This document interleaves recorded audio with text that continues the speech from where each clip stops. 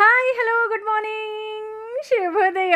ಇವತ್ತಿನ ನುಡಿಮುತ್ತು ಏನಪ್ಪ ಅಂತ ಅಂದರೆ, ಹೀಗೆ ಓದಿದಂತಹ ಸಾಲುಗಳು ಆದರೆ ಬಹಳ ಸುಂದರ ಸಾಲುಗಳು ಅನ್ನಿಸ್ತು. ಹಾಗಾಗಿ ನಿಮ್ಮೊಂದಿಗೆ ನಾನು ಹಂಚ್ಕೊಳ್ತಾ ಇದ್ದೀನಿ. ಸೀತೆ ಬಯಸದಿದ್ದರೂ ಆಕೆಗೆ ಸಿಕ್ಕವನು ರಾಮ. ರಾಧೆ ಬಯಸಿದರೂ ಅವಳಿಗೆ ಸಿಗಲಿಲ್ಲ ಕೃಷ್ಣ. ಜೊತೆಯಾದ ಮೇಲೂ ವನವಾಸ ಸೀತೆಗೆ, ಜೊತೆಯಾಗಿರದಿದ್ದರೂ ಮಿತಿ ಮೀರಿದ ಪ್ರೀತಿ ರಾಧೆಗೆ. ಪಡೆದುಕೊಂಡವಳನ್ನು ಕಳೆದುಕೊಂಡು ದುಃಖಿಸಿದವನು ರಾಮ.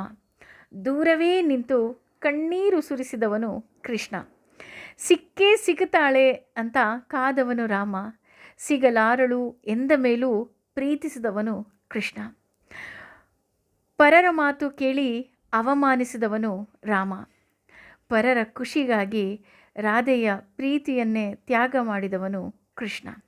ಸಿಕ್ಕರೆ ರಾಮನಂತಹ ಪತಿಯೇ ಸಿಗಬೇಕು ಅಂತ ಹೆಣ್ಣುಮಕ್ಕಳು ಬಯಸ್ತಾರೆ. ಆದರೆ ರಾಮನಿಗಿಂತ ಕೃಷ್ಣನ ಪ್ರೀತಿ ಇನ್ನೂ ಭಿನ್ನವಲ್ಲವೇ ಅಂತ ಹೀಗೆ ಓದಿದಂತಹ ಸಾಲುಗಳು. ಆದರೆ ರಾಮನನ್ನು ಬಯಸೋ ಹೆಣ್ಣುಮಕ್ಕಳು ಕೃಷ್ಣನ ಪ್ರೀತಿಯನ್ನು ಯಾಕೆ ಬಯಸೋದಿಲ್ಲ ಅಂತ ಇಲ್ಲಿವರೆಗೂ ತಿಳಿದಿಲ್ಲ ಅಂತ ಹೇಳ್ತಾರೆ.